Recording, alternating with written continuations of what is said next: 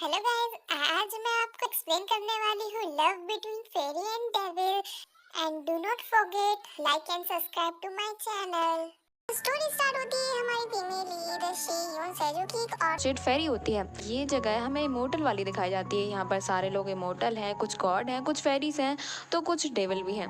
इंसान नहीं, इन्हें गॉड या फिर जो इंसानों से बहुत ऊपर रहते हैं उन्हें मान सकते हैं। गॉड वाली कैटेगरी वाले लोग इस स्वर्ग में रहते हैं। शियोन एक ऑर्चिड फेरी है। यहाँ पर ऑर्चिड जो फेरीज रहती है उनका एक ही काम रहता है कि उन्हें उनकी डेस्टिनी सही करती हैं। किसी की किस्मत उसे नहीं बता सकते, जो उसकी डेस्टिनी है वो उसे होकर ही रहेगी। बस इन्हें बस यही करना होता है कि उसकी डेस्टिनी को सही करना होता है कि आखिर वो ढंग से चल भी रही है या नहीं। इस प्रोसेस में इनका कोई काम नहीं है, सिर्फ मेंटेनेंस ही समझ लो। हाँ, एक तरह से मेंटेनेंस। एक बार उसके मास्टर ने उसकी लाइफ रूट पर वाइन गिरा दी थी। इसकी वजह से उसकी जो इमोर्टल रूट है वो काफ़ी ज़्यादा डैमेज हो गई है। इमोर्टल रूट को ठीक करवाना है, पर उसके पास इतने पैसे नहीं है। दरअसल इनके वर्ल्ड में भी पैसे लगते हैं अपनी चीज़ों को ठीक करवाने में। यहाँ पर वो कहती है कि वो काफ़ी अकेली है, लेकिन फिर भी वो मैनेज कर लेती है। यहाँ पर वो काफ़ी सफाई भी करती है, बट वो टायर्ड नहीं होती। हाँ, वो कभी कभी बुली भी हो जाती है, बट ये बुलिंग नहीं है यार, ये तो बस मज़े के लिए होता है। दरअसल बेचारे की बात करें तो जो कुछ बुरा हो सकता था वो उसकी ज़िंदगी में चल रहा है। वो खुद को अनलकी ऑर्चिड फेरी भी कहती है। ड्रामा के सेकंड में लीड चांग हैंग को देखते हैं। यहाँ पर शियून का उस पर बहुत ही बड़ा क्रश रहता है, बिकॉज 1500 साल पहले चैंग हैंग ने उसे बचाया था। इनकी लाइफ काफ़ी ज़्यादा लंबी होती है, बिकॉज ये इमोर्टल हैं तो मरने वाले तो है नहीं। इनके लिए 1500 भी काफ़ी छोटी कीमत है। इसके बाद यहाँ पर वो बताती है कि चैंग हैंग का वो 1500 साल से वेट कर रही है। तभी हम चैंग हैंग को देखते हैं, जो कि काफ़ी सालों बाद बड़ा वॉर कर आया था। आखिर वो गॉड ऑफ वॉर है तो जीता ही होगा। यहाँ पर अपने ब्रदर को जाकर ग्रीट करता है। उसका ब्रदर उसे हाओ चान टावर के बारे में बताता है। ये ऐसा टावर है जिसमें उन लोगों को बंद कर रखा जाता है उन्होंने बहुत ही बड़े बड़े पाप किए हैं। इसकी वजह से इसे कभी भी नहीं खोला जाता और इसे हमेशा सील कर रखा जाता है। दरअसल जो इविल पावर है वो इस चाह में रहती है कि कब वो इस टावर से निकल पाए और आज़ाद हो पाए। बट ये जो गॉड है वो सभी उसे बंद कर रखते हैं ताकि कोई इविल पावर बाहर ना आए और यहाँ पर कोई गड़बड़ी ना करे। उसके बाद शियून को कुछ रूट फेरी से पता चलता है कि चांग हेंग वापस आ गया है। इसके बाद वो काफ़ी खुश होती है कि वो चांग हेंग से मिलेगी, वो पहले उसका फेवर किया था। इसके बाद वो काफ़ी तैयार होकर अपने हाथों में एक टोकरी में गुलदस्ते लेकर एंड काफ़ी सारे फूल लेकर रास्ते में नाचती हुई जा रही थी। तभी उसे सामने चैंग हेंग दिखता है, जो कि अपना कुछ काम कर रहा होता है। इतने में शियून कहती है कि उड़ कर जाएगी, वो चैंग हेंग के ऊपर लैंड कर जाएगी और उसे थैंक यू बोलेगी।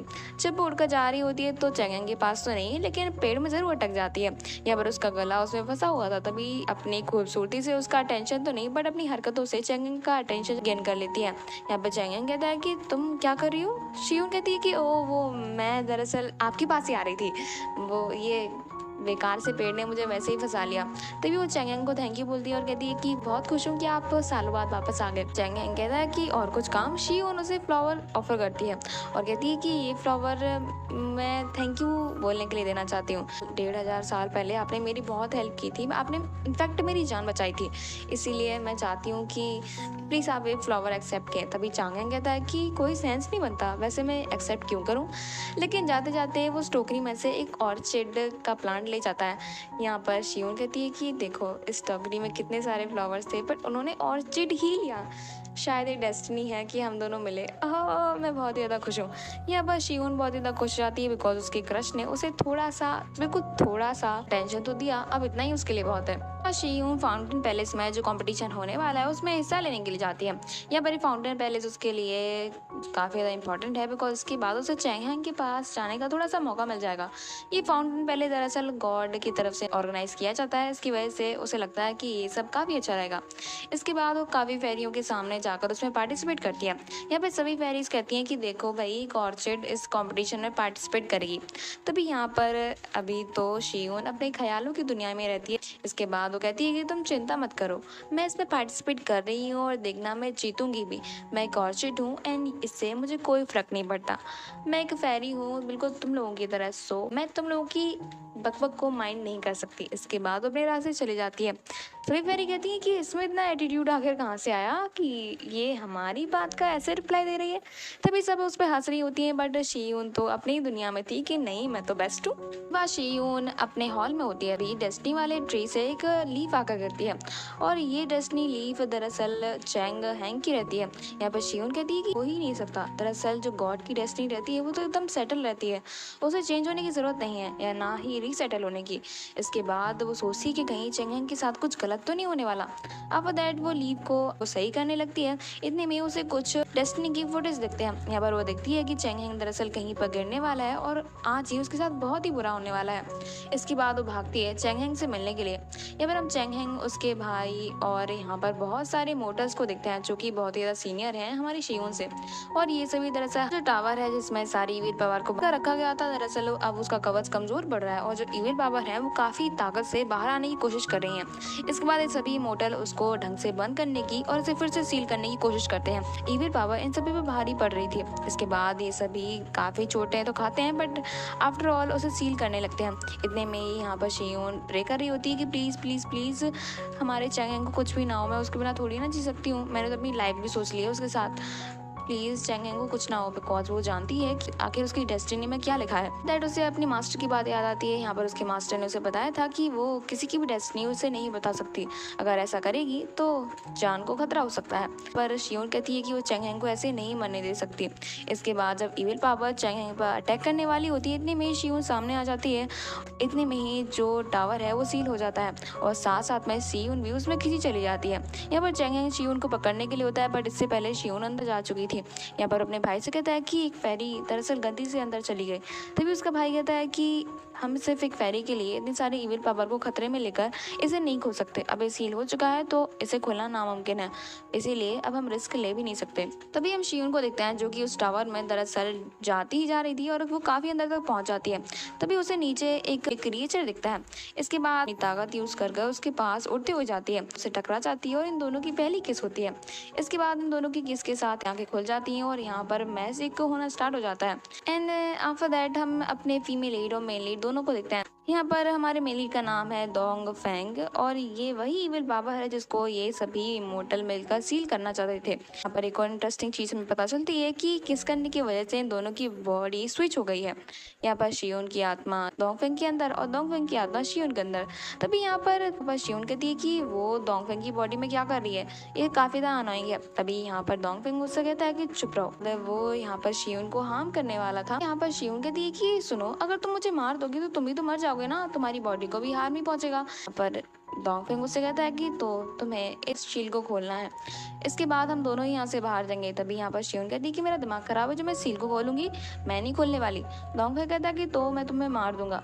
यहाँ पर शियोन कहती है कि तो मार दो, अगर मैं मरूंगी तो तुम्हारी बॉडी को भी तो नुकसान होगा ना। इट्स ऑल राइट, बिकॉज मुझे पता है तुम खुद को नहीं मार सकते।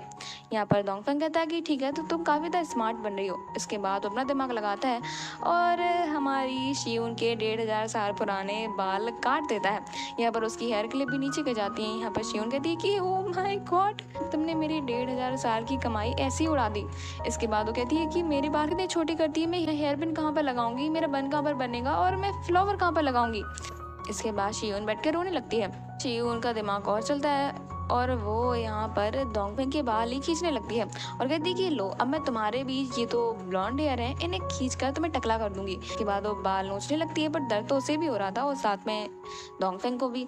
इसके बाद वो बैठकर रोने लगती है बिकॉज वो और ज़्यादा पेन नहीं सहन कर सकती थी और वो कहती है कि मेरे प्यारे बाल, तुमने सब कुछ खराब कर दिया। यहाँ पर डोंग फेंग कहता है कि रोना बंद करो। कैसे रोना बंद कर दे, उसकी इतने सालों की कमाई तुमने ऐसे ही एक बार में उड़ा दी। इसके बाद शियोन कहता है कि ठीक है, वो तुम्हारे बाल वापस कर देगा, पर उसके बदले में तुम्हें ही गेट खोलना पड़ेगा। या फिर शियोन कहती है कि ओके डन, लेकिन मेरे बाल वापस कैसे आएंगे। इसके बाद डोंग फेंग अपने जादू से उसके बाल वापस लगा देता है और कहती है कि वाओ मैजिक। के बाद शियोन फेंग के बॉडी में उसकी शक्तियों का यूज करने की कोशिश करती है, लेकिन जैसे ही वो यूज करने को होती है वो मुंह के बल नीचे गिर जाती है। डोंग फेंग कहता है कि तुम जैसी स्टूपिड फेरी भी दुनिया में होती है, ये तो मैंने आज जाना है। शियोन कहती है कि मुझे नहीं आता यूज करना, मैं कैसे करूँ। इसके बाद डोंग फेंग कहता है कि ठीक है, तो इससे अच्छा है मैं तुम्हें मारी हूँ। यहाँ पर शियोन कहती है कि मुझे अपनी बॉडी वापस चाहिए, तुम्हारी बॉडी बहुत गंदी है। इसके बाद डोंग फेंग कहता है कि तुम्हारी बॉडी स्विच हुई कैसे थी, पहले हमें ये सोचना चाहिए। इसके बाद दोनों को याद आता है कि बॉडी स्विच तब हुई थी जब दोनों ने किस किया था, अगर दोनों दोबारा किस करेंगे तो बॉडी फिर से सही हो जाएगी। नेक्स्ट सीन में हम चेंग हेंग को देखते हैं जो कि अपने फ्रेंड रोंग हाउ से मिलने के लिए दरअसल एक पेंटिंग में जाता है। अब ये दुनिया गॉड वाली है और इमोर्टल है सारे, तो कुछ भी हो सकता है। पेंटिंग में ग्लास में, पेड़ में, पेपर में, कहीं भी जा सकते हैं लोग, तो कुछ चौंकने की जरूरत नहीं है। यहाँ पर चेंग हेंग अपने फ्रेंड रोंग हाओ से बात ही कर रहा होता है। रोंग हाओ उसकी हैंडकरचीफ को दिखता है और कहता है कि क्या है तुम्हारे दिल के काफ़ी पास है। यहाँ पर इनकी कुछ लव स्टोरी जुड़ी हुई है इस हैंडकरचीफ से, ना ज़्यादा ज़रूरी नहीं है। यहीं पर हम डोंगफेंग को देखते हैं जो कि इस बॉडी से छुटकारा पाने के लिए शिन को किस करता है। यहाँ पर शियून अपने होंठ छुपा लेती है और कहती है कि ऐसे कैसे किस करने दो, मेरी किस काफ़ी मायने रखती है, आखिर मैं फेरी हूँ, तुम एक ईविल पावर। इसके बाद शियून में भी डोंगफेंग की पावर होती है बिकॉज उसी की बॉडी में है। इसके बाद जब डोंगफेंग उसे किस करने वाला होता है, इसके बाद वो काफ़ी जोर से चिल्लाती है और डोंगफेंग जाकर दूर गिरता है। शियून कहती है कि वाह मेरे पास ताकत है। के बाद वो अपनी पावर्स को कंट्रोल करने की कोशिश करती है। यहाँ पर वो उड़ने की कोशिश करती है तो वो जाकर ऊपर वहीं पर चिपक जाती है जहाँ पर डोंगफेंग था। यहाँ पर वो डोंगफेंग को किस करती है और इसके बाद इन दोनों की बॉडी दोबारा से स्विच हो जाती है और इन दोनों की आत्मा बिल्कुल प्रॉपर जगह पर थी। यहाँ पर जो डोंगफेंग है वो दरअसल अपना असली ट्रांसफॉर्मेशन लेता है और सच में वो काफ़ी खतरनाक वाला इमोर्टल बन जाता है। पर वो शियून से कहता है कि तुमने मेरी बहुत हेल्प की है तो तुम्हें मैं इसका पे भी ज़रूर करूँगा। शियून कहती है कि नहीं, ज़रूरत नहीं है, मेरे मास्टर ने मुझे सिखाया है कि किसी को कोई चीज़ दो तो वापस कुछ लेने का एक्सपेक्ट भी मत करो, it's not a good thing. ये मैंने बचपन से ही सीखा था, इसलिए मुझे कुछ नहीं चाहिए, जाओ मजे करो। यहाँ पर डोंगफेंग कहता है कि ऐसे कैसे, अगर तुमने मुझे कुछ दिया है तो मैं भी तुम्हें कुछ देकर ही रहूंगा। इसके बाद वो शियून को अपने पास ले जाता है और वो शियून का गला पकड़ लेता है। यहाँ पर वो शियून का गला काफ़ी ज़ोर से दबाने लगता है और उसके पूरे इंटेंशन थे शियून को मारने के। लेकिन जैसे ही वो नोटिस करता है कि जैसे वो शियून का गला दबा रहा है वैसे ही प्रेशर उसके गले पर ही पड़ रहा है, मतलब उन दोनों की बॉडी स्विच ही नहीं हुई थी, अब एक दूसरे से कनेक्टेड भी है। इसके बाद वो शियून का गला दबा रहा होता है, उतने ही जोर से उसका गला भी दब रहा होता है। इसके बाद वो रियलाइज़ करके शियून को छोड़ देता है और कहता है कि आखिर ये स्ट्रेंज चीज़ें मेरे साथ क्या हो रही हैं। उन्हें पक्का श्योर नहीं था कि आखिर इन दोनों की बॉडी दूसरे से कनेक्टेड है। उन्हें तो लग रहा था कि शायद ये कोई बस स्विच होने का ट्रॉमा होगा और कुछ नहीं। डोंगफेंग अभी तक सदमे में था कि आखिर ये हुआ क्या। और जब इन दोनों ने किस किया था तो इन दोनों की शक्तियों ने मिलकर इस टावर की जो शील है उसे खोल दिया था। इतने में ही चेंग हेंग और रोंग हाओ को कुछ आवाज़ें आती हैं उस टावर से। चेंग हेंग कहता है कि मुझे ऐसा क्यों लग रहा है कि टावर में कुछ गड़बड़ हुई है। इसके बाद दोनों भागते हैं टावर के पास। यहाँ पर डोंगफेंग तो अभी इसी सदमे में था कि आखिर ये हो क्या रहा है। इतने में ही शियून मौका देकर वहाँ से भाग जाती है और कहती है कि चलो फाइनली मैं बाहर आ गई। दरअसल वो साइकोपैथ तो मुझे मार ही डालने वाला था। दरअसल उसके हाथ में चेंग हेंग की डेस्टिनी लीव भी होती है और कहती है कि चलो सब कुछ ठीक है, मैं भी जिंदा हूँ, चेंग हेंग की डेस्टिनी लीव भी ठीक है, मैंने चेंग हेंग को पैसे भी बचा लिया और अब खुद को भी बचा लिया। इसके बाद यहाँ पर हम देखते हैं कि दो ईविल पावर दरअसल उस टावर से आज़ाद हो गए थे साथ साथ में डोंगफेंग के। यहाँ पर वो शियून को नोटिस करते हैं और उसके पीछे पीछे जाते हैं। इतने में ही चेंग हेंग और रोंग हाओ भी वहाँ पर आ जाते हैं कि आखिर ये स्ट्रेंज चीज़ क्या थी। जब टावर के पास जाते हैं तो देखते हैं कि शील्ड तो एकदम टकाटक है, मतलब यहाँ पर कुछ नहीं हुआ।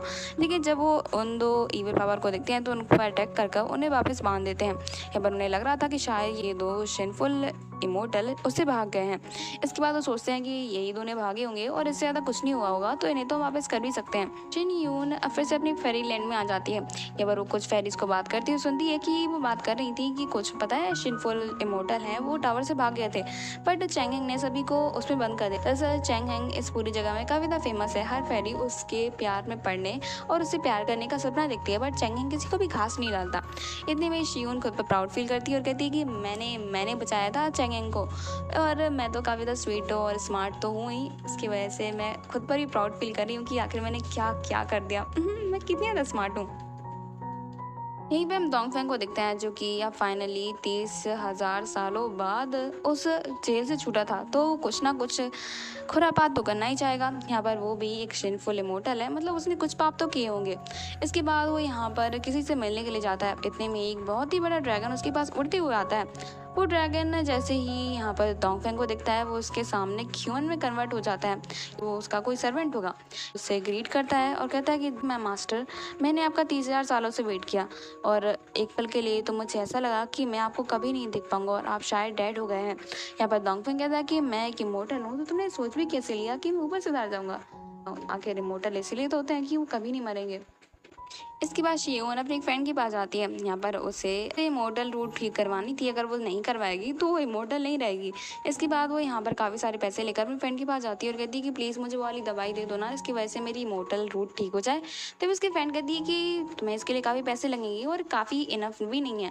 तो वो कहती है कि प्लीज़ प्लीज़ प्लीज़ मेरी हेल्प कर दो, अगर तुमने नहीं किया तो मैं कल तक मर जाऊँगी। यहाँ पर उसकी फ्रेंड कहती है कि मैं नहीं करने वाली। तो वो कहती है कि तुम मेरी इकलौती बेस्ट फ्रेंड हो ना। इसके बाद वो अपनी नौटंकी करना स्टार्ट करती है। यहाँ पर उसकी फ्रेंड फ्रेंड उसकी नौटंकी से काफ़ी ज़्यादा परेशान थी। इतने में ही यहाँ पर उसका कोवर्कर आता है और उसे बताता है कि ये कुछ सामान लेकर हमें दरअसल सामने वाले महल में जाना है।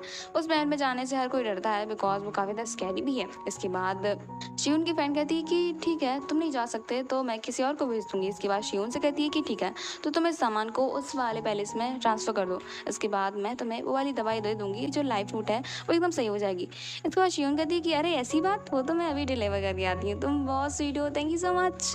इसके बाद वो उस दवाई को और उस सामान को लेकर सामने वाले पैलेस में जाती है। यहाँ पर जब वो अंदर एंटर करती है तो वो एक लड़की को देखती है जिसको इन लोगों ने बंद कर रखा था।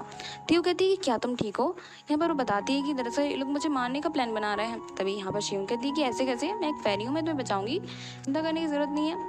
इसके बाद वो यहाँ पर उसे एक प्लांट में कन्वर्ट कर देती है और उसे अपने पास रख लेती है।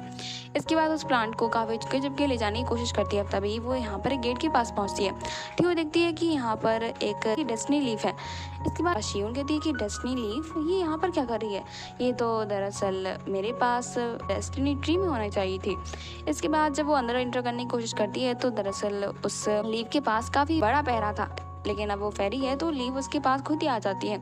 इसके बाद वो लीफ को अपने प्लेट में रखकर आगे जाने लगती है, लेकिन ऐसे कैसे जाएगी, ये पहले से इतना स्कैरी है तो इसमें कोई ना कोई रुकावटें तो आएंगी ही। यहाँ पर कोई उस पर अटैक करता है क्योंकि किसी ने भाप लिया था कि वो कुछ लेकर जा रही है। इसके बाद उसके हाथ से वो लीफ और वो छोटा सा प्लांट गिर पड़ता है। नीचे गिरते ही वो प्लांट दरअसल उस लड़की में कन्वर्ट हो जाता है। और इसके बाद यहाँ पर जो ईविल लोग रहते हैं वो कहते हैं कि अब तुम लोग पकड़े गए हो। इसके बाद उस पर जोरदार अटैक करते हैं और उस पर काफ़ी चोट भी लग गई थी। यहीं पे हम डोंगफेंग को देखते हैं तो अब खुद पर नोटिस करता है कि उसके हाथों पे दरअसल चोट के निशान है। यहाँ पर उसका जो ड्रैगन रहता है वो कहता है कि मास्टर ये आप क्या हो रहा है। डोंगफे कहता है कि ये वही है जो मैं सोच रहा था, दरअसल उस फेरी से मेरी ज़िंदगी कनेक्टेड हो गई है, ये काफ़ी अनोइंग है, अब मुझे उसे भी बचाना पड़ेगा। लोग हैं दरअसल हमारी फेरी और उस लड़की को दरअसल आग में धकेलने वाले थे, उनको उस आग में धक्का देने वाले होते हैं। इतने में शियून हेल्प के लिए चलाती है और इसी के साथ हमारा ये पार्ट यहीं पे खत्म हो जाता है। सो मिलते हैं नेक्स्ट पार्ट के साथ। Thank you so much guys for watching.